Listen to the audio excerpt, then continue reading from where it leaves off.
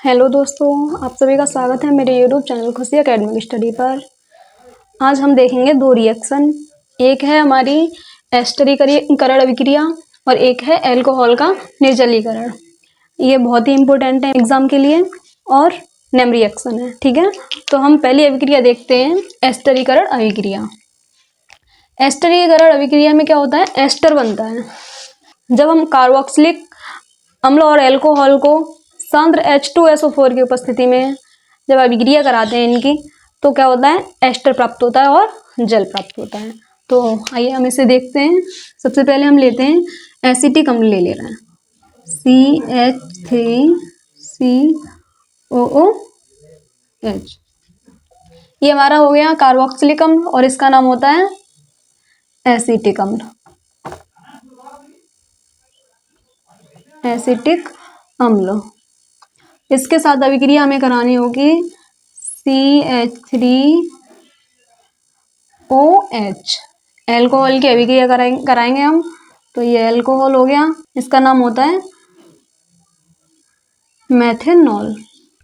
अब क्या कराना है, इन दोनों की अभिक्रिया कराई तो हमें प्राप्त होगा CH3COO और इधर की ये CH3 मिल जाएगी हमें, क्योंकि ये हमारा एस्टर बन गया।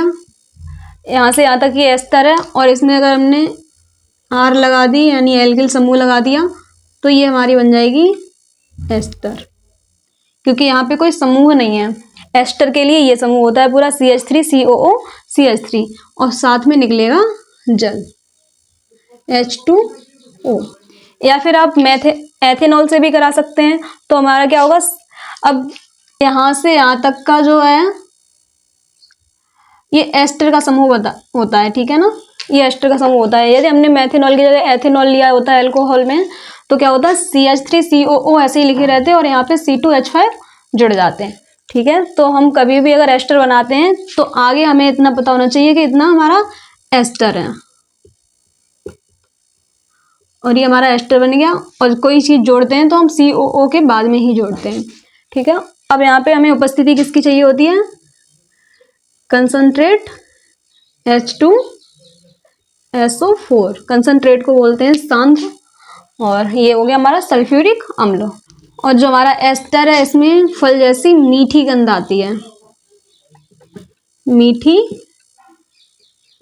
गंध स्मेल आती है, मीठी फल जैसी। ठीक है, ये जो अभिक्रिया है ये ऊष्मक्षेपी अभिक्रिया होती है और इसका उपयोग होता है वो परफ्यूम बनाने में, औषधियों में और प्लास्टिक में यूज होता है। तो ये उपयोग हो जाएंगे इसके दो तीन, और ये हमारी रिएक्शन हो गई। इसको हम एक बार फिर से देखते हैं क्या होता है। एसिटिक अम्ल यानी कि कार्बोक्सिलिक अम्ल लेंगे हम, और मेथेनॉल यानी अल्कोहल लेंगे। तो जब हम कार्बोक्सिलिक अम्ल तथा अल्कोहल, मैं आपको एक चीज और बताऊं, जब स्टेटमेंट हम लिखते हैं तो हमें क्या है, हमें कोई जरूरत नहीं है कि इनके जो रियल नाम है वो ही लिखें हम। जैसे हमने सिरका ले लिया, यहाँ पे एसिटिक अम्ल, मेथेनॉल ले लिया, तो जरूरी नहीं है कि मेथेनॉल लिखें यहाँ पर या फिर एसिटिक अम्ल लिखें।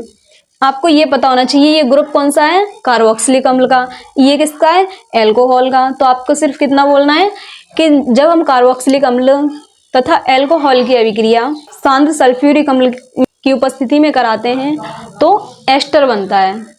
बस इतनी सी बात लिखनी है आपको। और जैसे मीठी गंध है इसकी, तो ये आप भौतिक गुण में पहुंचा सकते हैं इसके लिए। ठीक है, स्टेटमेंट में इन बातों को लिखने की कोई आवश्यकता नहीं होती है ज़्यादा, लेकिन अगर आपको 2 नंबर में अभिक्रिया मिल रही है और स्टेटमेंट भी है, तो अगर चाहे आपके पास टाइम है तो आप इन चीज़ों को 1-2 को लिख सकते हैं, वरना जितनी बस रिएक्शन में आपने काम कराया है उतना ही स्टेटमेंट में करना है। तो हमारा ये बन गया एस्टर। तो यही हमारी अभिक्रिया होती है एस्टरीकरण। अब देखो अल्कोहल का निर्जलीकरण। अल्कोहल का निर्जलीकरण ये हमारी है दूसरी रिएक्शन। तो इसमें देखिए अल्कोहल का जब हम निर्जलीकरण कराते हैं तो टेम्परेचर के आधार पे ये 2 तरीके से रिएक्शन होती है कि अगर आपने ज़्यादा ताप ले लिया इसके लिए तो हमें एल्कीन प्राप्त होता है, और अगर कम ताप लिया तो हमें ईथर प्राप्त होता है। ठीक है, तो ये केवल देखो टेम्परेचर के ऊपर डिपेंड है। अगर ज़्यादा टेम्परेचर देंगे आप तो एल्कीन प्राप्त होगा, और कम टेम्परेचर देंगे तो ईथर प्राप्त होगा। जैसे हमने लिया अल्कोहल CH3CH2OH, इसकी अभिक्रिया दो तरीके से हो जाती है।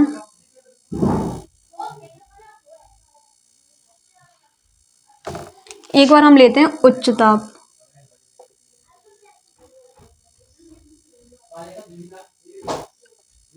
और एक बार हम लेते हैं निम्न ताप।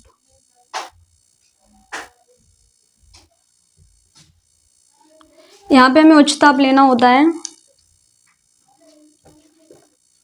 160 से 170 डिग्री सेल्सियस अथवा 443 केल्विन ताप लेते हैं। तो यहाँ से हमें क्या मिलेगा, alkene CH2 double bond CH2। तो हमें यहाँ से एल्कीन प्राप्त हुआ और यदि हमने तापमान कम लिया, इसके लिए ताप लेंगे हम 100 से 140 डिग्री सेल्सियस के बीच में तापमान अथवा 413 केल्विन ताप। ठीक है, तो इधर क्या बनेगा, ईथर बनेगा CH3 CH2O CH3 और CH2। तो इधर हमारा बन गया ईथर। अब यहाँ देखो एक चीज इंपॉर्टेंट है कि यहाँ पे भी हमें H2SO4 की आवश्यकता होती है।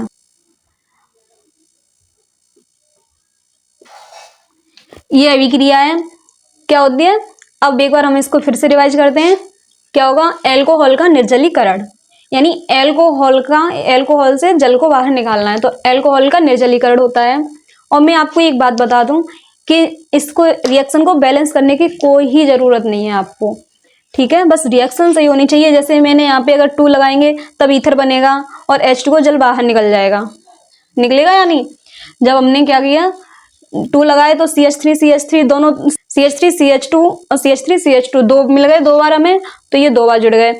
2 O होंगे तो एक O हमारा यहाँ जुड़ गया, 2 H होंगी तो H2O, ये जल बाहर निकल जाएगा यहाँ से H2O, क्योंकि एक O बचा हमारे पास, 2 H बच गए।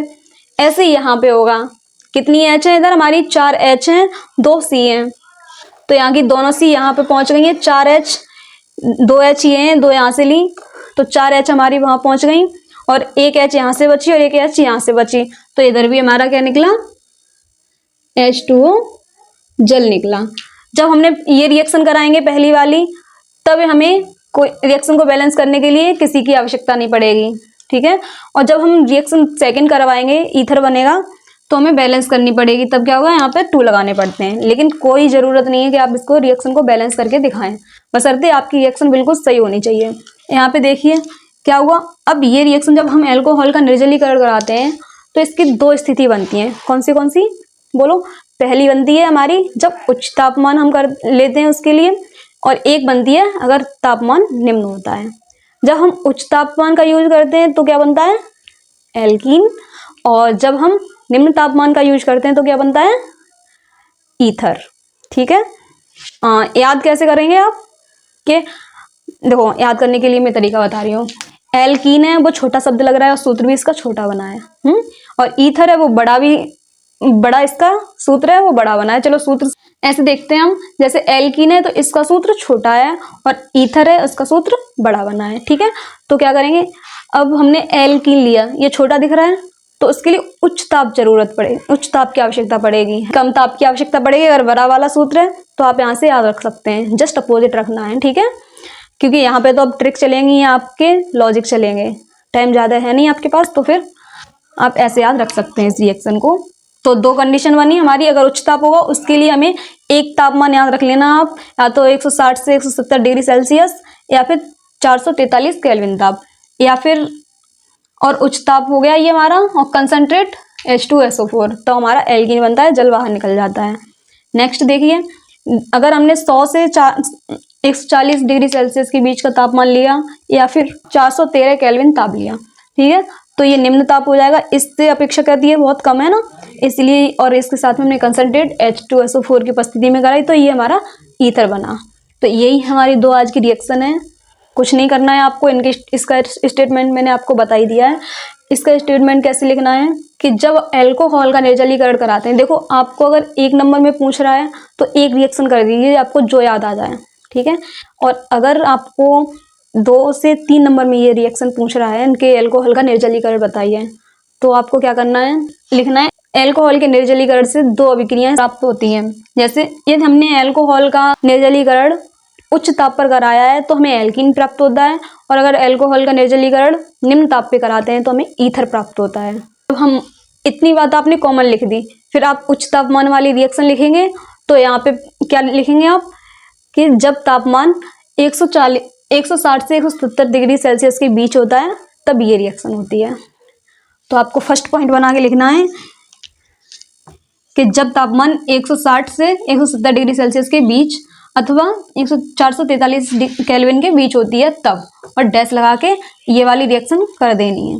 सेकंड पॉइंट लिखेंगे कि जब तापमान 100 से 140 डिग्री सेल्सियस अथवा 413 केल्विन ताप के मध्य होता है तब, और डैश लगाया, ये वाली रिएक्शन कर दी। बस इतना करना है। तो आई होप आप सभी को ये दोनों रिएक्शन अच्छे से समझ में आई होंगी। तो अब हम मिलते हैं एक नई क्लास में, तब तक के लिए धन्यवाद।